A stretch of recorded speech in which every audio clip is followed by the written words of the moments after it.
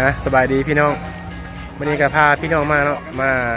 ยกยอดโซฟาเนาะอยู่วัดป่าดงผึ่งบ้านดงบอง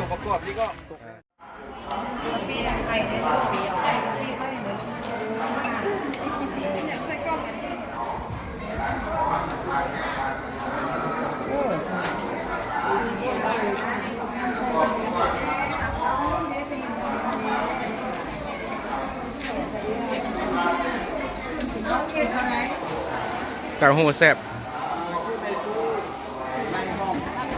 ขายดีขายหมดแล้วเบ็ดละยังบริแฮเนาะยังบริแฮซ้ำเบ็ดละ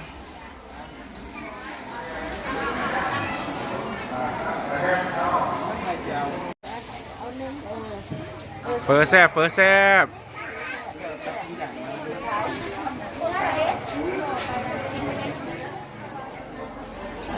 กำลังกินข้าว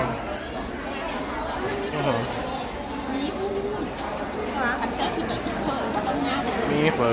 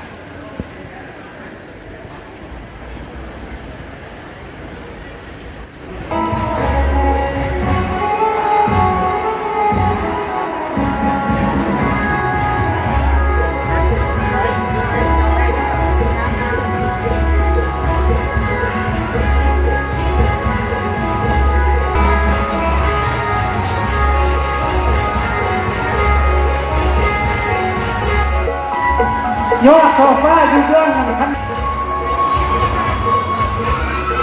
ยอดโซฟาที่ลงกันไหนมาราคา3ยูโรกิโล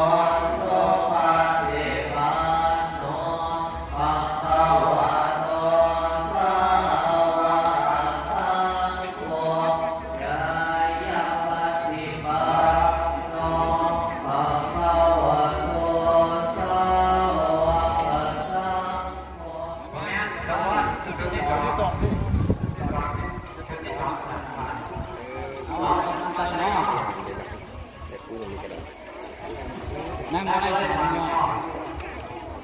ความชุดเด้อมาเด้อนี่งานตียอดตียอดอะไรตียอดฮู้บ่เกี่ยวกับบ่มัดยังชุดเด้อมาเดียวนึงมาเดียวได้บ่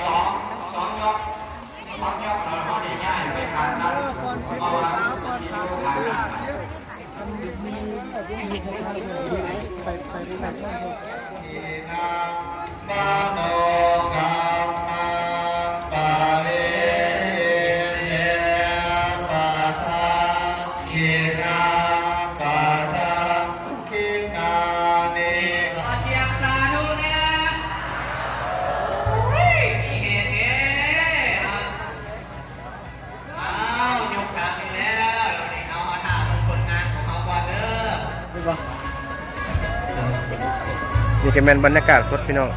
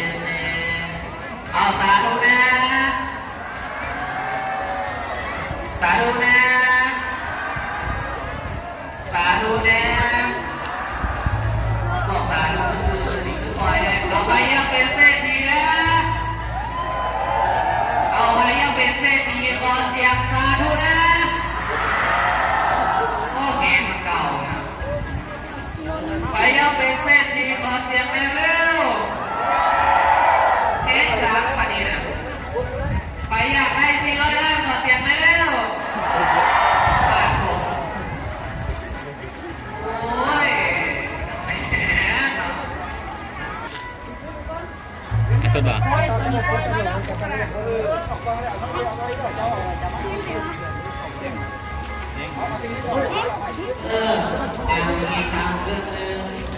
เขากันยากง่ายได้สวยแล้วก็ผู้เด้อผู้ใดจับเรื่องอยู่นะผู้เด้อผู้ใดจับเรื่องผู้เด้อ นี่ก็คือบรรยากาศสดพี่น้องเพิ่นสิได้เอาขึ้นสองทางเนาะเพิ่นเมื่อกี้เนี่ยเอาขึ้นแล้วยกหนึ่งบัดนี้ยกสองแม่นยกเพิ่นได้ย้ายบอลเป็นบอลใหม่เนาะเพิ่นประจำทีเกมเอาโซฟาขึ้นอยู่ที่ตำแหน่งเพิ่นได้วางเมียน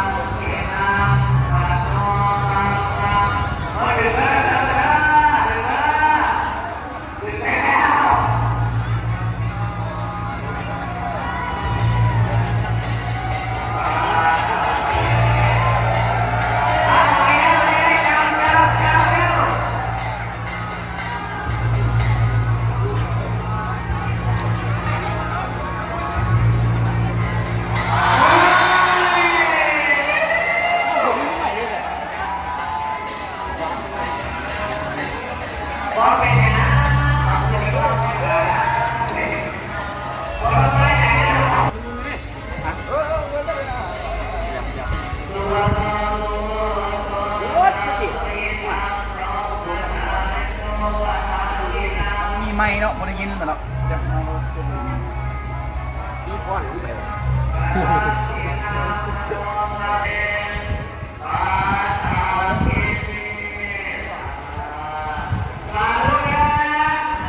โอ้ถึงแล้วโอ้มาทางนี้ถึงแล้วจะไปเนาะรถไปไหนรู้รถไปไหนรู้ เดินกันเดิน ทาง เดิน ทางเอาอะไรใหญ่เพื่อมากงานเอาแล้วเนาะ เดินบักสี งานทางว่างงานอะไรกันจะนอนยังไงทำกันไม่พอน่าจะติดยอดโซฟาสูตรอะไร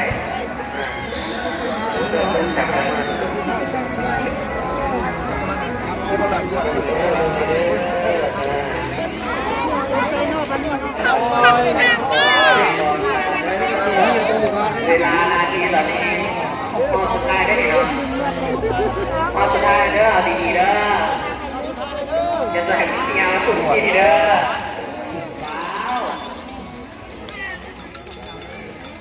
เบิร์ดไปถึงไอ้จอดยังไงเอาพอแล้วอ่ะพอแล้ว พร้อมแล้วไปยกมาเด้ไป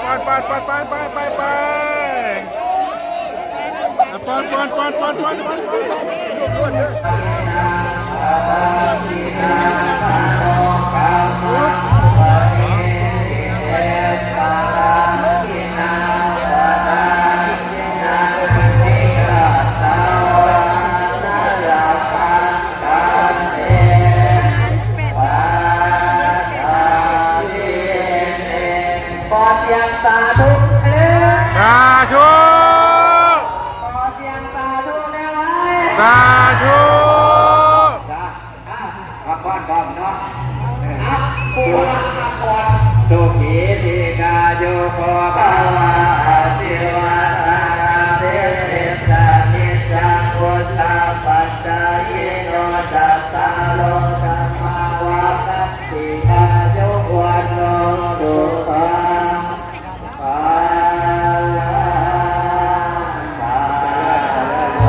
สา ทุกท่าทุกการหาตามที่เรียกงามจะได้คนได้พันง่ายๆเยอะได้พันก่อนได้คนก่อนเตรียมเศรษฐีเนี่ยเร็ว เย้เย้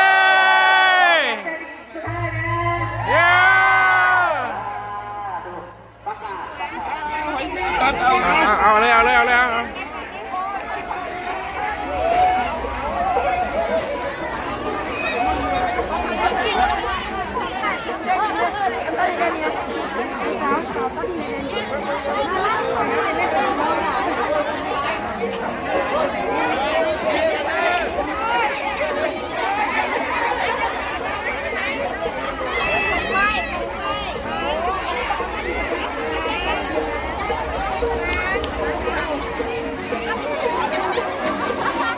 อ้าวสาธุบุญนำทุกคนทุกท่านที่ได้เดินทางมาในงานจำนวน2 วันในวันนี้ขอให้ทุกท่านจงมีแต่อายุมั่นขวัญยืนความเจ็บจะตัวได้ความไข่จะตัวมีโรคไข้อย่ามาพานมาไข้อย่ามาเบียดความจะเนี่ยจะใครจะตัวมาใกล้ขอให้เจ้าได้สมดังมนุษย์บาบนเมืองคุยาสุดจนเรื่องนั้นใส่แทนสบายหรือซอยนิ้มพ้อยในสังอยากได้ยังให้คุณโยมได้ตามความมุ่งมั่นปรารถนาอันเขาว่า400 ล้าน800 ล้านให้เกิดแก่คุณโยมเด้อสาธุ มาฮอดนี่ก็ถึงเวลาเนาะมาฮอดโค้งสุดท้ายแล้วเนาะเพราะว่าเพิ่นก็เป็นทีสำเร็จเรียบร้อยแล้ว